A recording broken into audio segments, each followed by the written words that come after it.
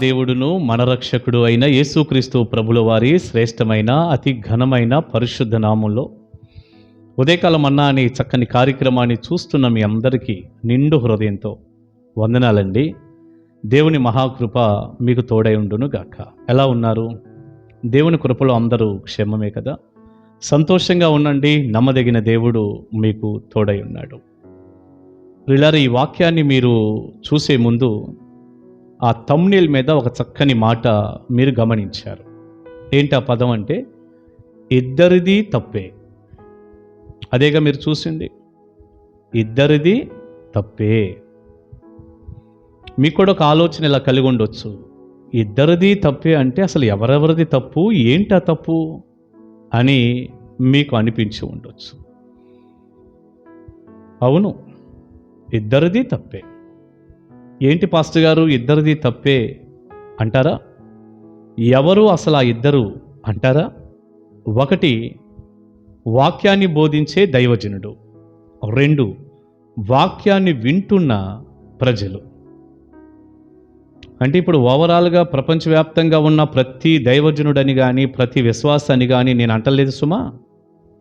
చాలా స్థలాల్లో పిల్లరా, ఎన్నో స్థలాల్లో అమూల్యమైన పరిచర్యలు, వాక్యానుసారమైన బోధకులు, వాక్యము ఉన్నది ఉన్నట్టు బోధిస్తే కూడా చక్కగా మందిరము నిండా వచ్చే ప్రజలు, అవి పరిచర్యలంటే.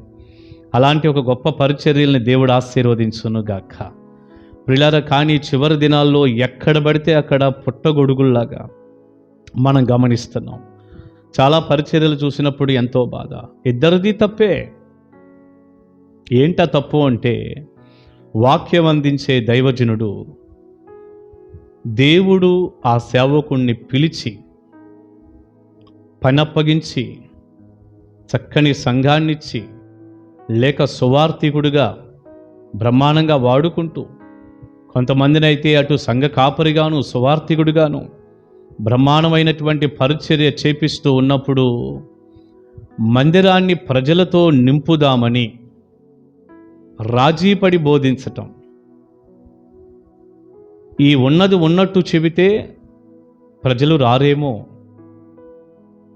ఖండిస్తే రారేమో, గద్దిస్తే రారేమో, ప్రజల్లో ఈ తప్పు కనపడుతుంది, ఆ తప్పుని ఇది తప్పే అని చెబితే రారేమో. మరి ప్రజలు రాకపోతే ఎట్లా నాకు?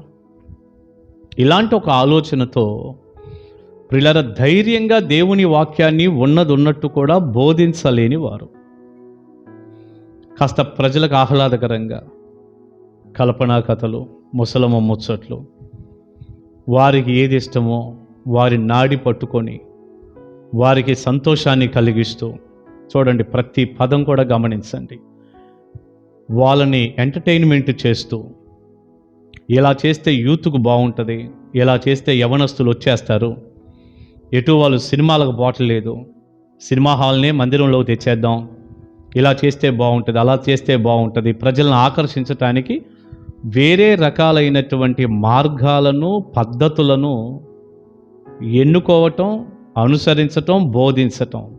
ఎంతమంది సేవకులు చేయట్లేదు? బోలెడు మంది. పాస్టర్ గారు ఇది తప్ప అంటారా? తప్పున్నరా? Mega mistake. తప్పు కాదు, పెద్ద తప్పు అసలు అది. అదేదో చిన్న పొరపాటు, చిన్న తప్పులా కూడా మనం మాట్లాడుకోకూడదు. మెగా మిస్టేక్ అది. దేవుని వాక్యాన్ని దేవుడు బోధించమని మనకు అప్పగిస్తే, నమ్మితే దేవుని వాక్యం ఉన్నది ఉన్నట్టు చెప్పాలి. ప్రజలు రాకపోని. 120 సంవత్సరాలు నోవాహు వాక్యం చెబితే ఒక వ్యక్తి కూడా రాలేదు. ప్రజలు రావటం కోసం రాజీ పడలా. దేవుడు చెప్పమన్న మాట చెప్పమన్న వారికి చెప్పమన్నట్టు చెప్పాడు. యిర్మీయా 40 సంవత్సరాలు దేవుని వాక్యం అందిస్తే ఒక మనిషి కూడా దేవుని తట్టు తిరిగి పశ్చాత్తాపడలా. ప్రజలు యిర్మీయా దగ్గరకు వచ్చి ఒక గుట్ట కనపడటం కోసం యిర్మీయా సేవ చేయలా.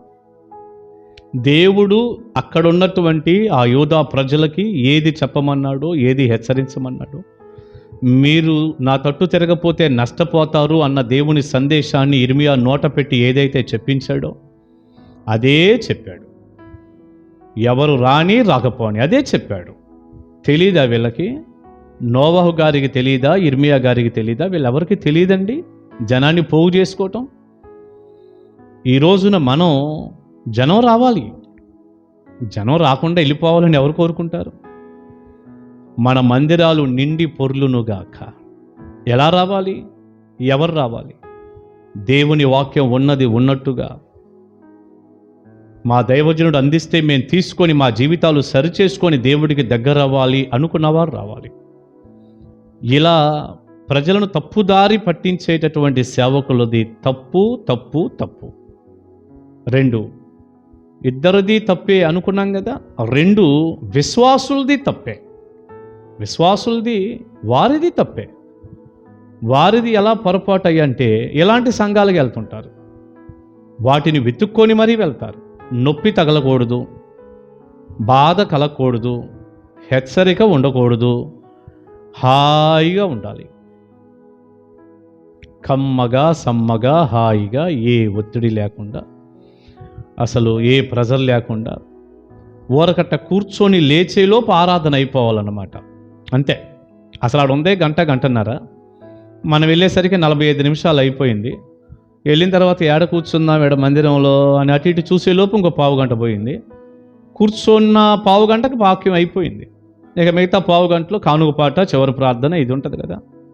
ఆ పావుగంట అరగంటలో కాలం గడిపి మేము కూడా ఆరాధనకు వెళ్ళి వచ్చితిమి, ఇలాంటి ఒక తృప్తితో బ్రతికే ప్రజలు ఈ చివరి రోజుల్లో బోలెడు మంది ఉన్నారు. ఎక్కడ తేలిగ్గా అయిపోతే అక్కడికన్నమాట, ఎక్కడ నొప్పి లేకుండా జరుగుతుంటే అక్కడికన్నమాట.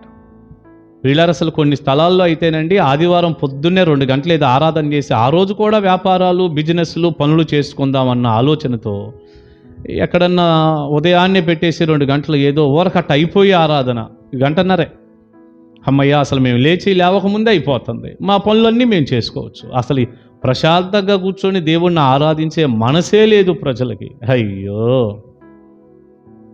అంత విచారం. ఒకానొక సమయంలో అయితే ఉదయం 9, 10, 11 అట్లా 10 గంటలకు అట్లా వెళ్తే సాయంత్రం 4 అయ్యేది ఇంటికి వచ్చేసరికి. రోజంతా దేవుణ్ణి ఆరాధించుకునేవారు ప్రజలు.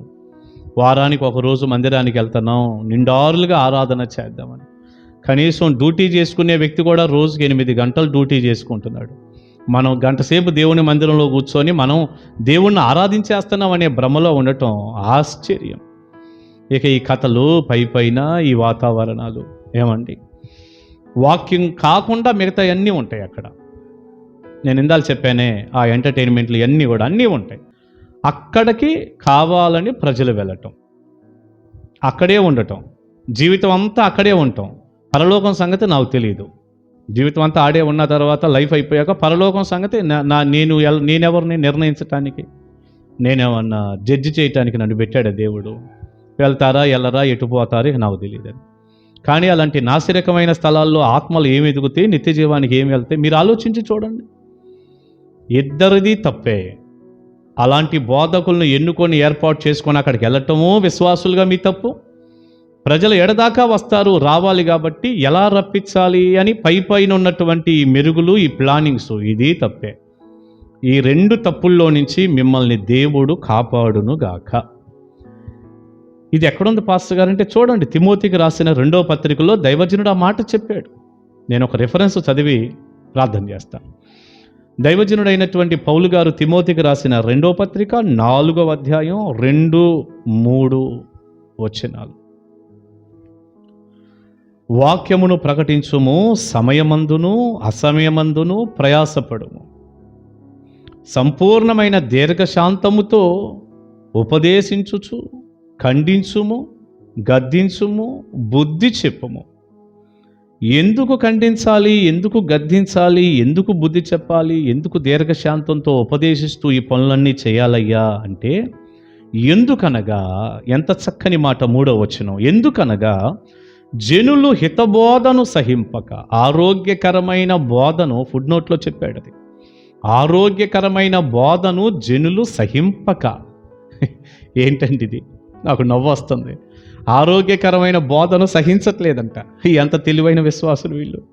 జనులు హితబోధను సహింపక దురద చెవులు గలవారై తమ స్వకీయ దురాశలకు అనుకూలమైన బోధకులను తమ కొరకు పోగు చేసుకొని సత్యమునకు చెవినీయక కల్పనా కథల వైపు తిరుగు కాలము వచ్చును. 4వ వచనంలో అంతేగా.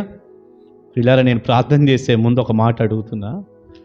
వీళ్ళు వాళ్ళకి కావలసినటువంటి ఆ దురద చెవులకి ఎవరైతే హాయిగా ఉన్నట్టుగా బోధిస్తారో, దురదకి కొంచెం గోకితే హాయిగా ఉంటుంది కదండి, ఆ టైపు బోధకుల్ని కల్పనా కథలు చెప్పేవారి వైపు తిరుగుతారంట, పోగు చేసుకుంటారంట. అలా పోగు చేసుకొని వారి దగ్గరికి వెళ్ళటం వీరి తప్పు. మరి కల్పనా కథలు చెప్పేవారిని, వీరి దురాశలను నెరవేర్చే వారిని పోగు చేసుకుంటారు అన్నప్పుడు అలాంటి వారు ఉన్నారనేగా, అలాంటి వారు ఉన్నారు. అది తప్పు. పోగు చేసుకుంటున్నది విశ్వాసులది తప్పు. కేవలం పాస్టర్ గారిది తప్పు అనుకోకూడదండి. నీ మెంటాలిటీ, నీ మైండ్ అట్టుంది కాబట్టి వాళ్ళు అట్ట తయారయ్యారు. చేసేదేముంది, వాళ్ళదే మిస్టేక్ అని చూడబాకండి ఎప్పుడు కూడా. విశ్వాసులది కూడా మిస్టేక్ ఎంత ఉంది. దొందే అంటుంటారే, సరిపోయారు ఇక ఇద్దరు కలిసి, సరిపోయింది ఇక ఇంకేం చేద్దాం. వీళ్ళిద్దరికీ కూడా దేవుడు క్షమాపణ పెట్టి, క్షమాపణ లభించి వారిని మార్చి మంచి సంఘాలుగా, అలాంటి సంఘాలను వాక్యానుసారమైన పరిచర్యలుగా దీవించునుగాక. ప్రార్థన చేసుకుందాం. పరిశుద్ధుడా, ప్రేమగల తండ్రి, విత్తబడిన ఈ చక్కని వర్తమానం మీ ప్రజలకు దీవెనకరంగా చేయండి. మీ చిత్తంలో ఈ మాటలు విన్న ప్రతి బిడ్డ మారు మనసు పొంది మంచిగా బోధించాలని దైవజనులు, మంచి బోధ దగ్గరికి వెళ్ళాలని విశ్వాసులు ఒక ఆలోచన చేసి నమ్మకంగా ఎదిగే కృప అనుగ్రహించండి. తోడుగా ఉండండి. యేసయ్య నామాన్ని ప్రార్థన మనవులు అడుగుచున్నాను తండ్రి. Amen, amen. God bless you. దేవుని కృప మీకు తోడై ఉండును గాక. కలుసుకుందాం ఉదయకాల మన్నాలో.